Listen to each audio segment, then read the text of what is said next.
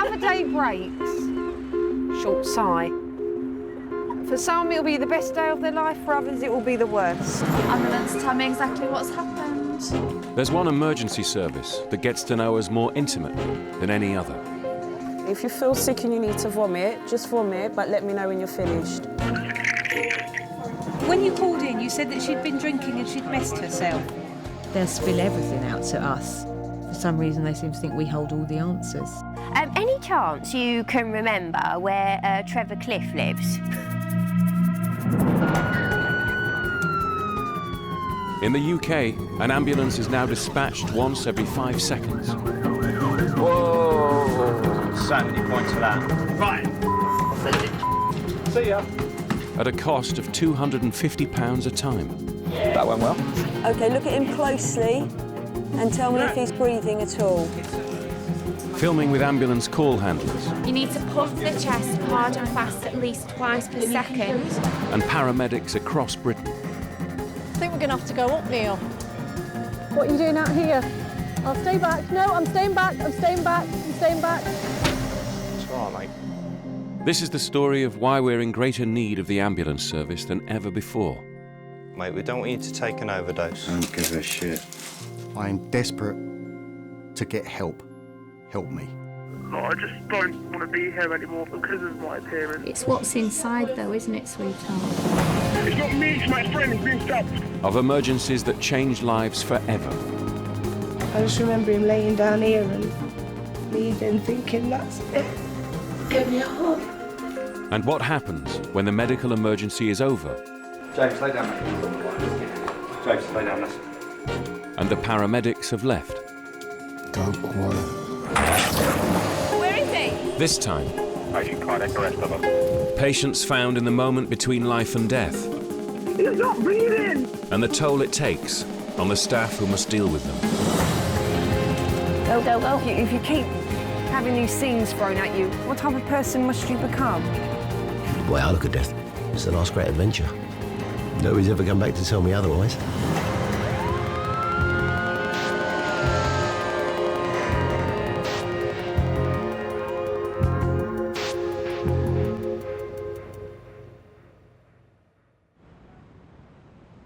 Tell me exactly what's happened. He's choking, my father's choking. Are you there with him now? Yeah. OK, we're organising... trying to get him to breathe. We're organising the help right now. How old is he? He's 70 years old.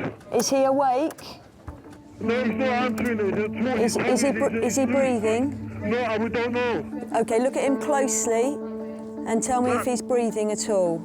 No, it doesn't look like he's breathing. Ambulance service, tell me exactly what's happened, please. My mum's collapsed. She has a hole in her heart and she's laid across the floor. Listen carefully. I'm going to tell you how to do resuscitation, OK? Okay. So make sure she's flat on her back on the ground. Okay. You need to place the heel of the hand on the centre of the breastbone, in between the nipples, on the chest, OK? On the chest. Put one hand on top of the other hand. Yeah. And I'm going to push down firmly. 2 inches with only the heel of your lower hand touching her chest. Right, now listen carefully. You need to pump the chest hard and fast at least twice per second. And we're going to do this 600 times or until the help takes over. And I want him to count out loud to 4, and this is how fast we want him to go, OK? 1, 2, 3, 4. 1, 2, 3, 4. 1, 2, 3. That's good. Just keep that pace and don't stop until the help takes over. 2, 3, 4. 1, 2, 3, 4. Brilliant. Keep going for me. Oh, an adult here now, so. There's an adult there. Right, OK. Don't stop. I don't want you to stop. Don't stop. Hello? Hello, it's the ambulance service. Right. He needs to continue with what he was doing. Right. What was you doing? I'll tell you when... Hello, sir.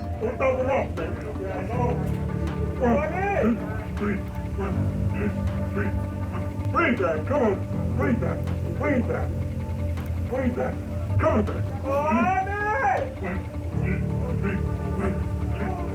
One, two, three. One. Oh, no. carry on doing what he was doing, and then I'm going to tell you and you can swap with him. We can't stop in between. Right, okay. So is he doing that now? No. Right, just tell him to go back to doing what he was doing so I can tell you what to do next. It's really important. It's really important.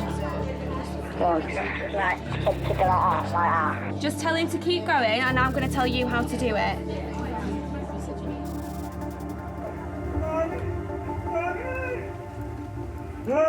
Help! Oh my God!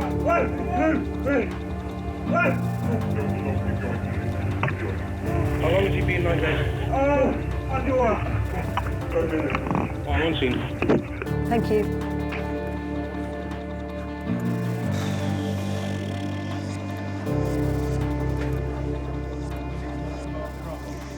Ooh, that was horrible.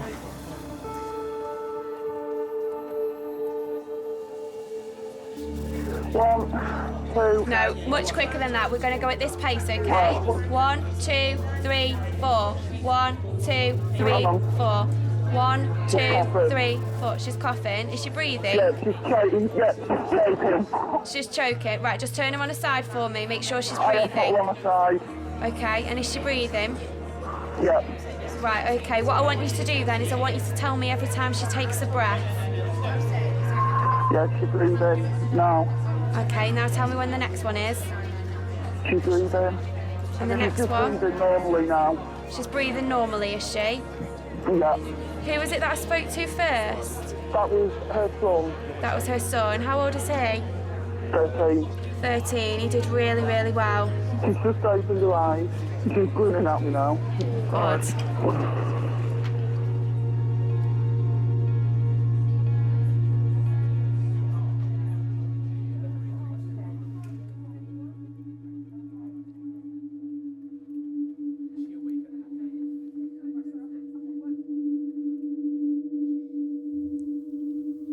You just want to just carry on. I just want another call. I just want another call that's just a mundane, everyday call where someone's life isn't hanging in the balance, you know. And I just try to leave that last call somewhere else and not really focus on it. Otherwise, I would just fall to pieces.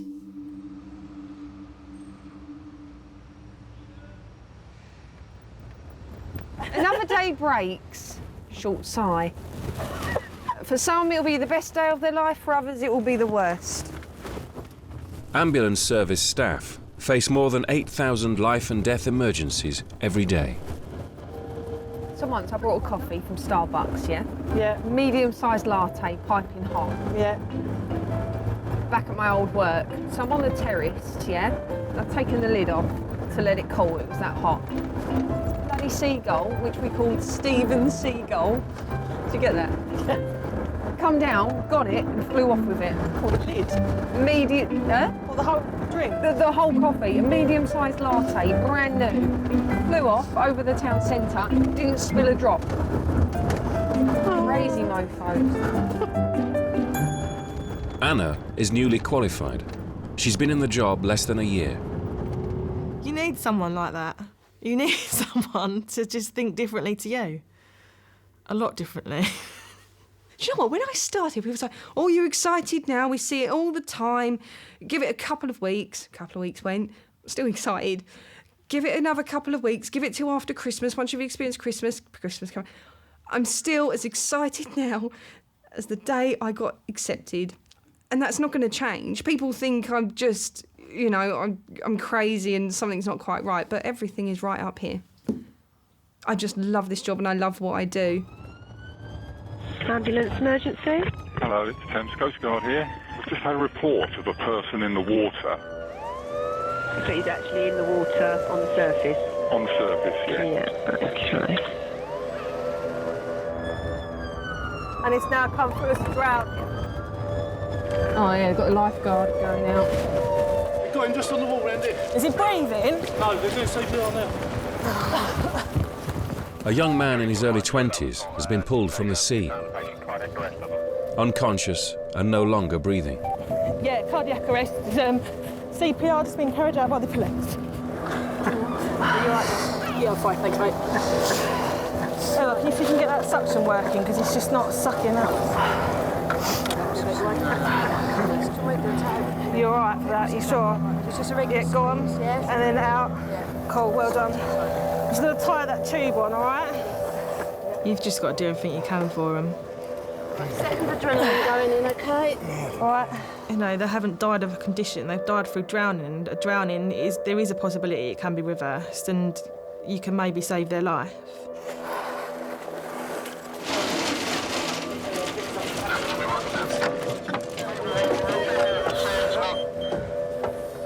These jobs that you deal with, they are sad, some are horrific, some are messy. It's something that people shouldn't have to see. It's just something that you have to start doing once you're in the job, and I don't think unless you do the job that you'd understand. Who's got a needle? Pulse check, please. Yeah, we've got a pulse. Very weak. As you say, it's very weak. The monitor's showing almost nothing at all now. Yeah. Do you want to start again with Sig? Yeah. Just get ready to go, mate.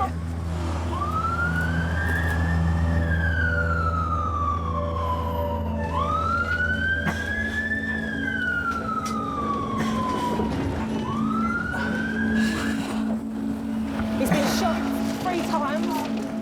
He's had 4 lots of adrenaline.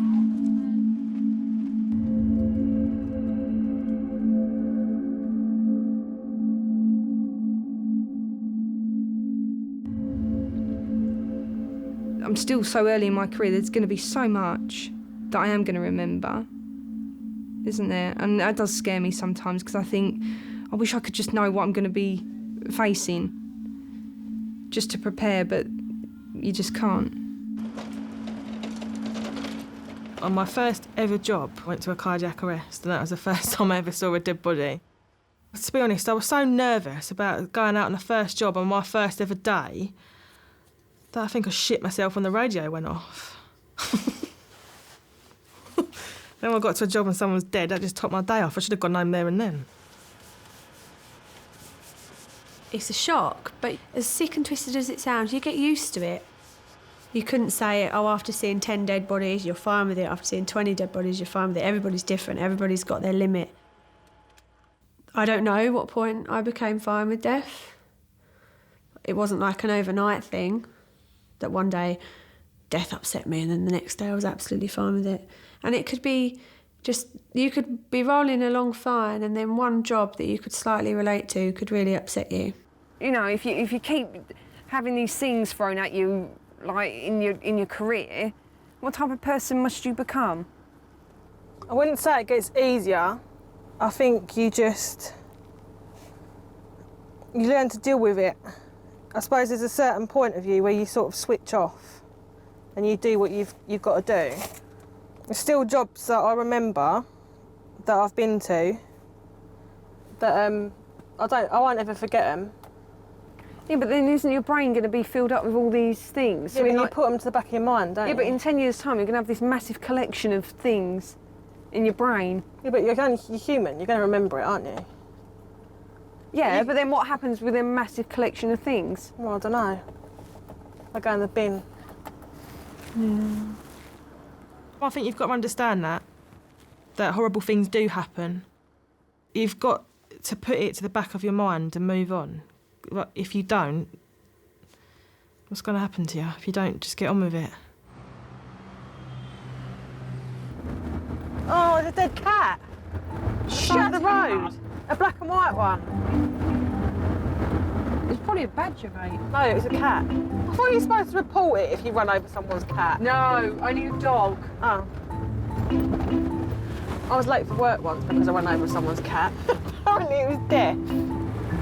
And it went to cross the road. If you think about it, I'm driving now. A deaf cat walks across. How will I know it's deaf? The vet told me it was deaf. Yeah, but, okay, yeah, I'm inventing something here. A little stripe on its tail, like on a stick. A little orange fluorescent band. What, to say that this cat is deaf? And then an orange and yellow one if it's deaf and blind. Shut up, as if that's not a good idea.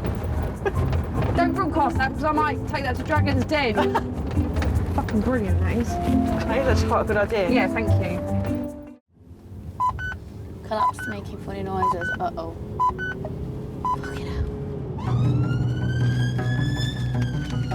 Ambulance, tell me exactly what's happened. This man's literally collapsed on the floor. We don't know what's wrong with him. He's got a little bit of movement and he's like making weird noises.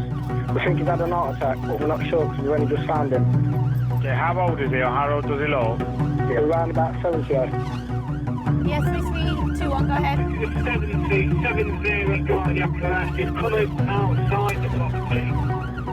Yep, received. I had a feeling it might be.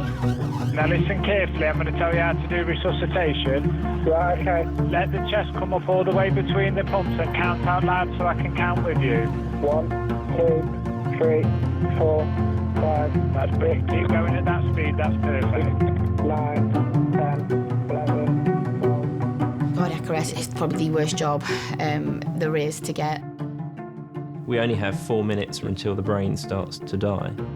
There's not many times where you could say that every second counts, but in a cardiac arrest, every second really counts. Grab the green bag. Where is he? Inside? Get in here, way. So what, did you guys just bring him in, did you? We picked him up and moved him in from the thorn bush. So nobody knows him, do we? No. Okay. Then do CPR, I'll sort out the leafy. Okay, give me that.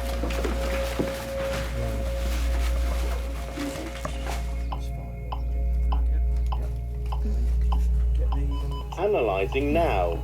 Stand clear. No shock Carry on. advised. Check for pulse. Check for pulse, Cameron, please. No. Carry on then. It's violent. I've broken people's ribs before. You have to be really, really forceful with your compressions because you are beating a heart. You're attempting to keep that person alive. Lad, just hold that for me. Hold it up in the air, that's it. Are you all right, fella? Are you all right? Yeah, just a bit of shock. I know, mate. You're doing really, you did the best thing you could, all right. Everything else can be treated, you know. Broken ribs will heal, a punctured lung will heal. But if you're dead, you're dead. Come on, mate. There we go. Okay, Right. go, go, go.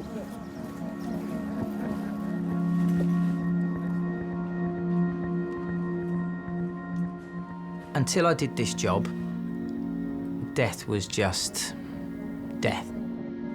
There was nothing explained in it, and I don't think you become aware of what death is until you see it yourself. It's not all drama, it's not all arms being thrown. There is no, this is how death will be. There is no manual to the correct way to die. And nobody, until you see that, I don't think anybody is aware of that.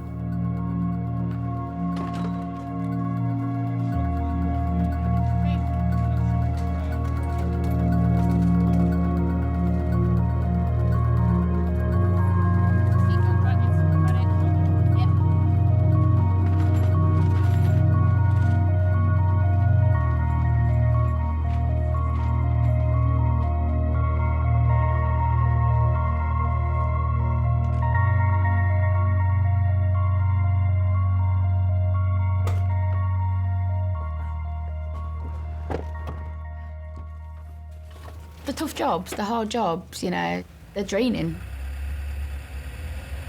And you don't really think about the severity of the job you're in until afterwards. That's when you're like, could I have done this better? Could I have done that better? You know, you critique yourself a little bit. Ambulance, tell me exactly what's happened. We just received a call to say that one of the residents has died, you see. Okay, how old is the patient? 16 years of age. All right, okay. In the UK, one person dies every minute. That's over 1,500 a day. It's strange.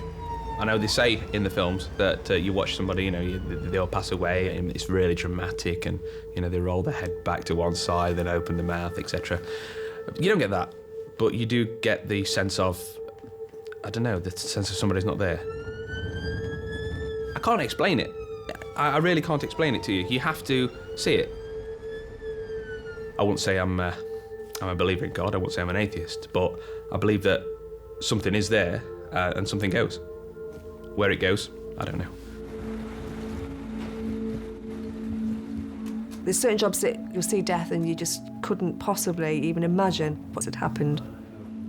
I went to a job once, it was absolutely horrendous. This poor gentleman had literally coughed up his lungs.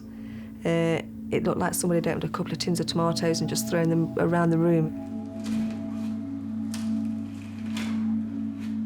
A patient that I've been to had been dead for 3 months. And the body had basically decomposed into the carpet, body fluids. When the police smashed the door down to get into the house, the smell hit the police officer. Literally, you saw the police officer jump back, and my colleague, who nearly vomited, because they weren't prepared for that smell. The smell is just phenomenal.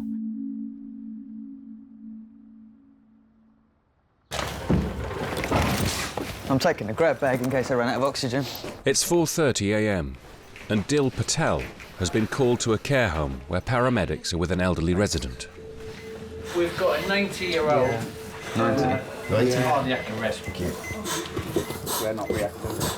Thank you. Is that adrenaline? Yeah. Is that so? Thank you.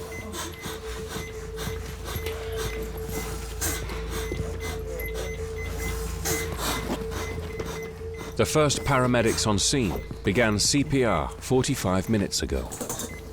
Just come off a minute. Go on, Rob. Yeah, I've got a pulse. He's making respiratory effort there. I was just watching there as well. He's starting to make respiratory effort. You've done CPR and their heart is working now, but they're not necessarily alive, are they? Their heart and lungs might be working, but is there a person there? That's getting fainter now. Yeah. We're losing that. So I can't feel it. It's gone, we'll start CPR again. Is it gone? It's gone. We've got to start at 20 minutes again for what we've done. CPR is one thing, but it's not replacing life's functions. Right, 20 minutes starting at 48. It's the poor cousin of the brain and the body doing it in itself. It's a fraction of the efficiency. Another adrenaline as well, mate. So when you do it for that length of time, it's just not conducive to life. A decision will have to be made. Yeah, let's get clinical advice, because otherwise we're just... Is that my judgment call then, to do that? I'm happy to do it. I'm happy to do that. I would have done it a while ago if I was here earlier, but I wasn't, so... OK. OK, so if he loses it now, it becomes our decision whether it's ethical to continue. He's lost it. I personally don't think it's ethical to continue. We all in agreement? Yeah. Yeah. Giving him the best chance possible. Yep. Yeah. OK. Okay. Cool. It's very difficult when you've got to that point that nothing's going to revive them. You've given the drugs, you've done the CPR, you've given shocks if it was necessary, if they were able to take the shocks, and nothing's going to bring them back.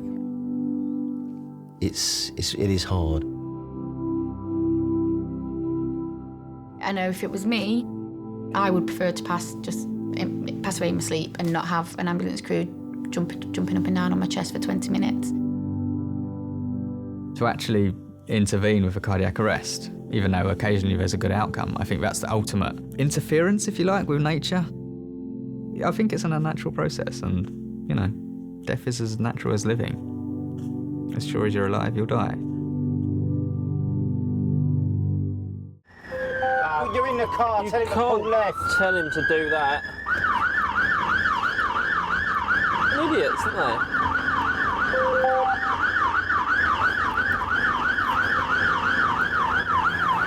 What a fucking driving instructor. Ambulance emergency. Tell me exactly what happened. I have a district nurse here, actually. I don't know if you want to speak to her. Is she there? Yes, please. Hello. Hello. Tell me exactly what's happened. She's terminally ill. Right. Very unwell indeed. She's vomiting. Her son is not able to cope. She's so poorly. Right. Okay. That's it. Falls the funeral cars off the road. Too late for it. With mourners in it. Too late for it. There's nothing I can do about it. So it's a 90-year-old female, palliative care, who's got a liver blockage, jaundice and constipated and vomiting.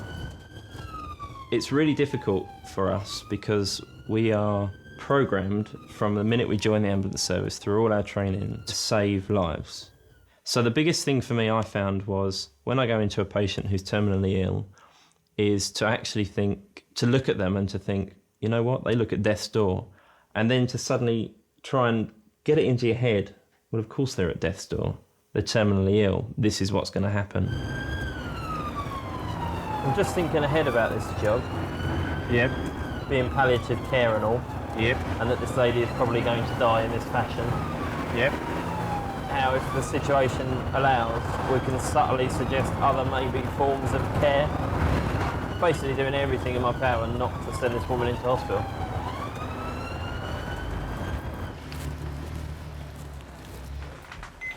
It's all come on pretty quick. It was fine until 2.5, 3 weeks ago.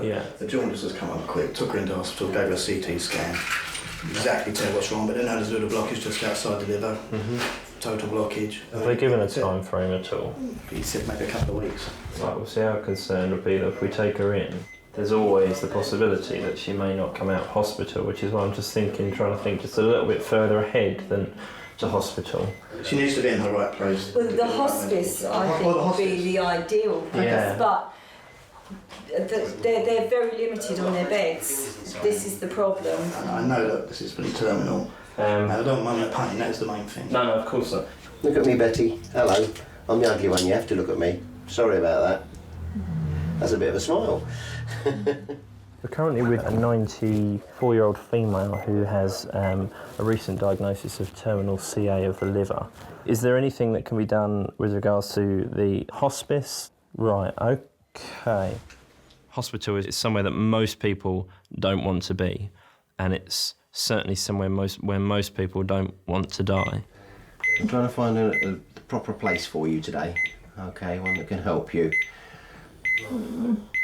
It's not always possible. There are times where hospices have no beds, and actually in that case, sometimes hospital is the only place. But at least I think as if I've tried, then I'm happy. It's just not great. So it's the hospital? It appears to be, yeah. Betty, hello. I've got a chair for you, okay? We're going to get you from your bed. I know it's not going to be very nice or very comfortable.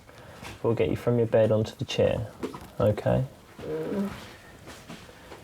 If you need any more sort of pain relief, then we'll deal with that. Just let us know, okay?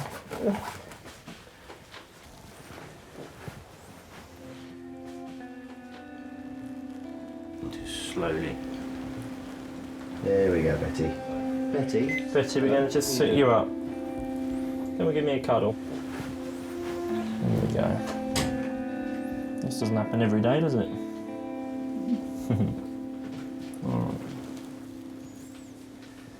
right. Okay, can you cross your arms, Betty? That's it, give me a hand there. That's it. Go.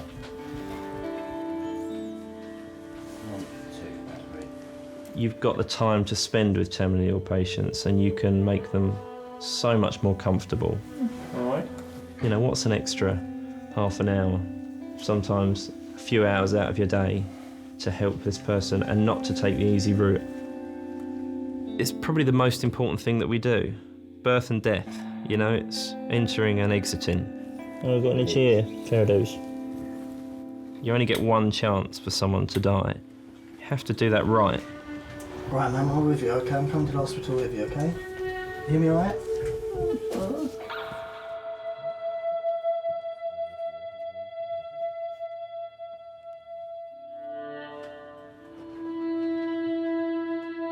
Normally when someone comes on the ambulance, we put all the equipment on them and we do blood pressures and we do all of that.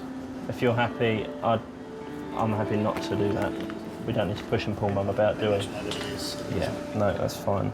I'm going to give the hospital a call, but again, normally we would rush there and blue lights and sirens, but again, I think we'll just, yeah, we'll take everything steadily.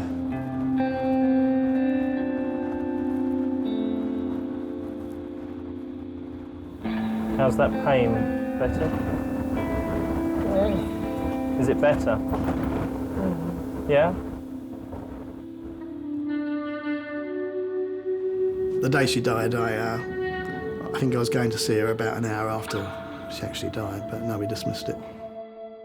She was a massive sports fan, tennis fan, and it was at a time when Andy Murray just won Wimbledon. I said to her, I think it's probably the last thing I ever said to her, Andy Murray's just won Wimbledon. And I think that was about the last time we had a conversation. She heard that. She smiled, but yeah. I do think if you are absolutely terminally ill, a senior doctor should be able to speak to somebody and make a decision about bringing it to an end. If it was me, I wouldn't want to be lying in a bed not knowing what's going on for year after year. I don't think there's any point. Hello, my wife's got esophageal cancer. She's just woken up in total agony. Yeah. And she feels like she's dying.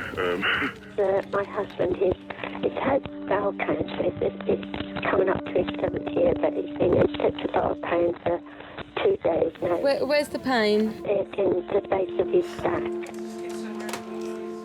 Some people just want to die. Let them pass in peace. They want to go. We wouldn't keep a dog or an animal alive sometimes. Us as humans, we do. I really don't understand that sometimes. Okay, do you believe that she's beyond any help?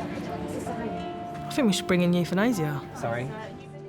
I honestly think that we should, especially when you've got long-suffering cancer patients that generally they just want to die because they've had enough. They've had enough of the pain, they've had enough of not being able to do anything for themselves, they've had enough of this horrible, disgusting illness that's eating them up, and they want to die. Why should that person not have that, it's their choice, that's what they want. They've been suffering for long enough, why not let them die? If it was me, that's what I'd want to do. I'd want to die. I just want to be able to go to sleep and never wake up. I'd know how to kill myself. I'm not going to say how, but I'd know how to do it, and that's the way that I'd go.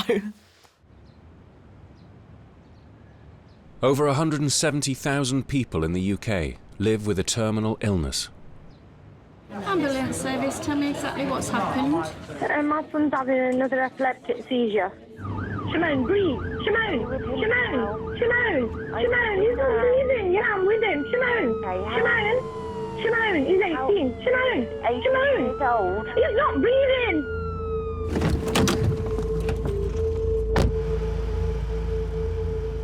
So how long was he fitting for? 3 minutes. 3 minutes, okay. And then after that he wasn't breathing.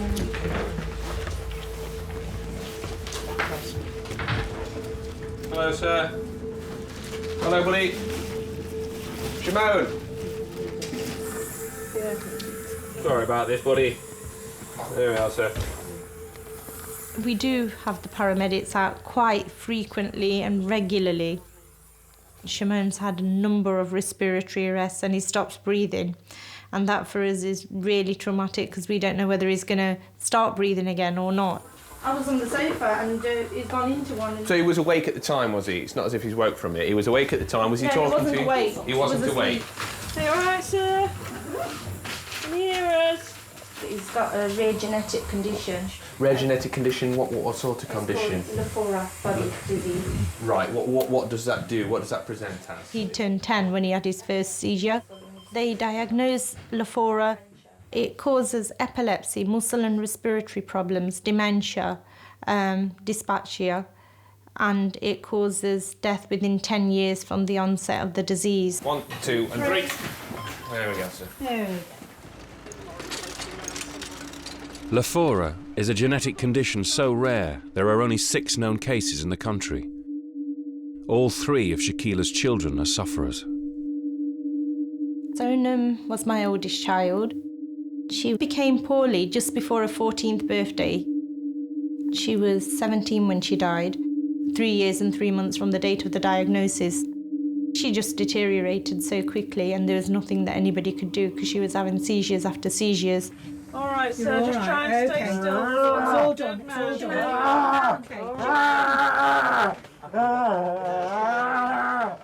Nobody likes to see kids poorly. I've got my own now as well, so it's a little bit... It brings it home to you. Although she's probably, in a kind of way, used to it by now. You can never be used to the fact that your kids are going to die before you. It must be really hard for her emotionally. You know, as a parent, it must be heart-wrenching. Shimon spent just 2 days in hospital before returning home. But now aged 18, he does not have long to live.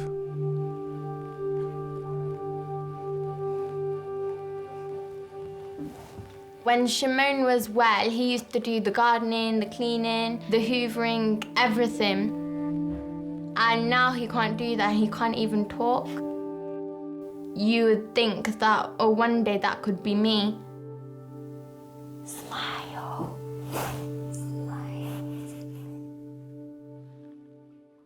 Even though they're going to go, I've got to go on for their sake and for my own sake and do whatever I can to the best of my ability, so that whatever time they've got left, it's got to be enjoyable for them. It's got to be made as easy as possible for them and as comfortable as possible.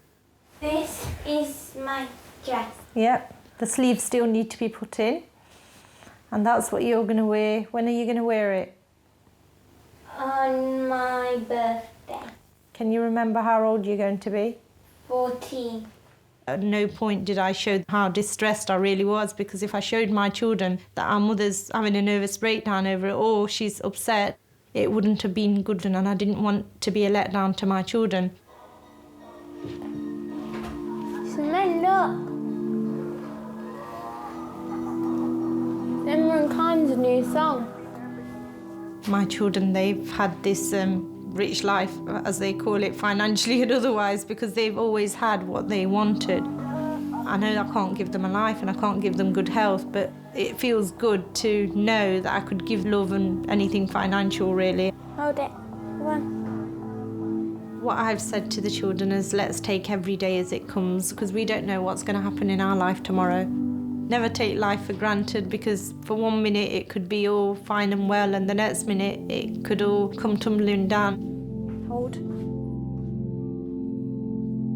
Knowing inevitably what's going to happen to them, to actually deal with that on a day-to-day basis and still keep a smile on their face is remarkable. It's absolutely amazing.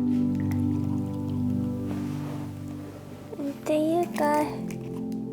It's not something I could do. You know, it's all right, people say I couldn't do your job, but my job is my job. This is not a job, this is a life.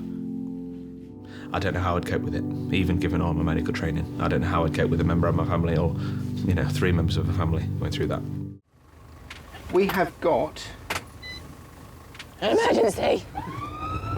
Oh, bless. 87-year-old female, fallen, query fractured wrist and shoulder injury. What's hurting, darling? Your leg. Your leg. Oh. Right, let's take some deep breaths of this. Ida, how's that magic gas doing? Is that all right? That's a lovely wink, isn't it? She's winked at him. It's just like Tia Maria in it, Ida. No. Obviously, what we think's actually happened is that she may have actually fractured her hip. Again. Again. Okay. You can see the way Eye, love. you can see the angle it is. You know, it's not rocket science that it's probably broken. I bet she was getting ready to get undressed herself in her nightie, and that's how she's fallen and lost her balance. Here you go, sweetheart. I think the family had an idea, especially one of the daughters, that Mum wasn't quite right. She ain't gonna survive this. Some people have this instinct that they know that they're not going to be with us for much longer.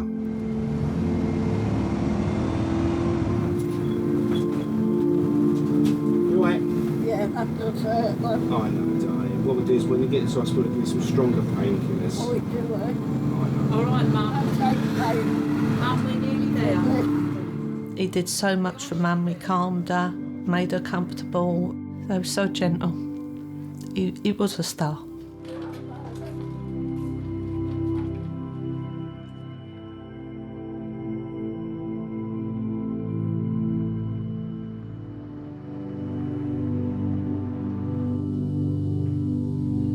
hardest thing I've done is to say, do not resuscitate. But you didn't do wrong. I don't want her to suffer no more because I love her.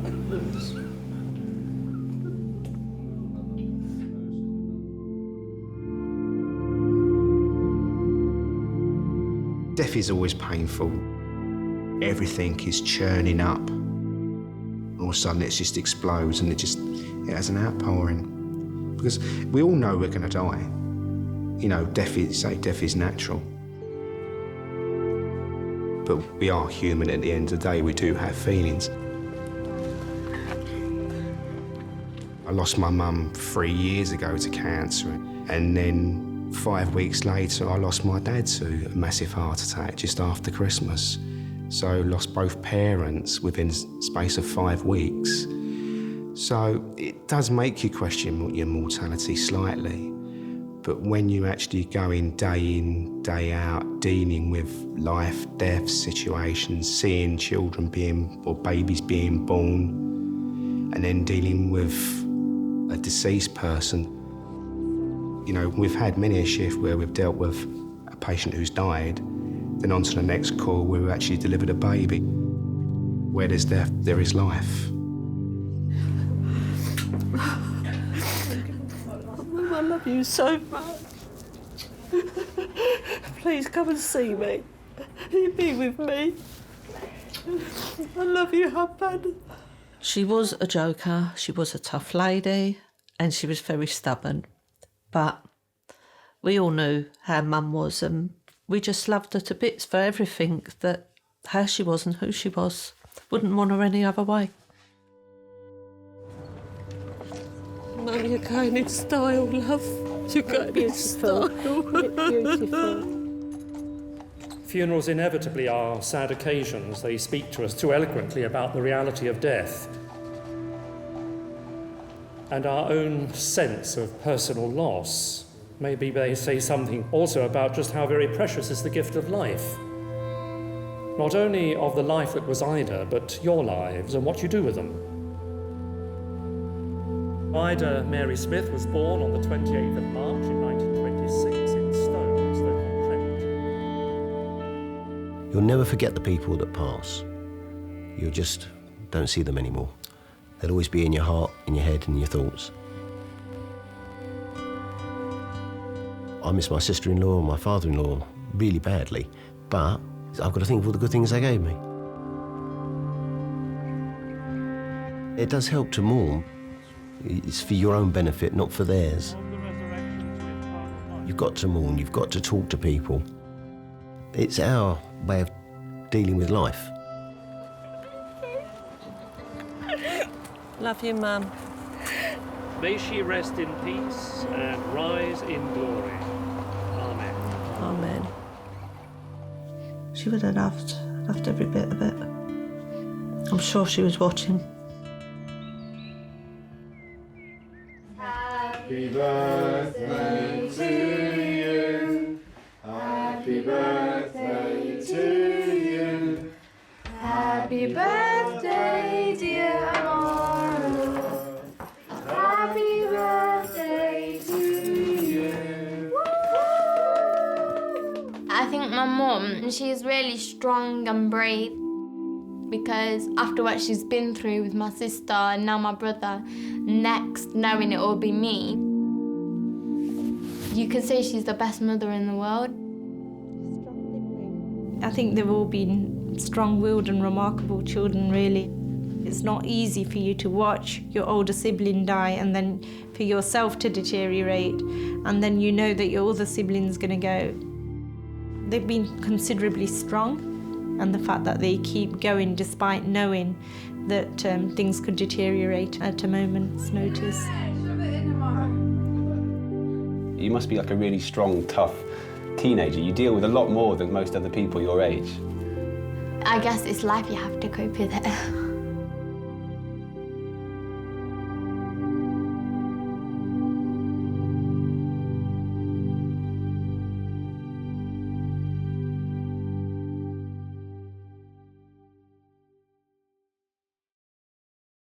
You know, at the point of death, obviously, it is horrible for any family and relatives. So you don't want the added extra of trying to figure out what that person would have wanted, what flowers they would have wanted, what music they would have wanted, where they would have wanted, if they wanted to be buried, cremated, made into a piece of jewellery. So I sent out invitations to my family, because we don't see each other a lot, inviting them to my funeral party with a buffet and things like that, expecting like a really good response. Like, you know what, that's a really good idea. I wouldn't want any of my family to have to be like, what flowers did she like, what music did she like? And no one turned up. And because they thought I was joking. Like, I haven't got a will or anything, because you kind of think, oh, nothing's going to ever happen to me, I'm only young. Death is going to happen. I am going to die. I was just trying to make it a little bit easier for my family. So we'd have it all written out. So I wrote like lots of questionnaires and put the options down, because people don't know the options these days. Like, you could be cremated and put into a firework. I think that's really nice, and that's probably an option I might go for. When I die, I die. They won't have a party though. I predict a riot to be played. You should speak about it. It's nothing to hide away from.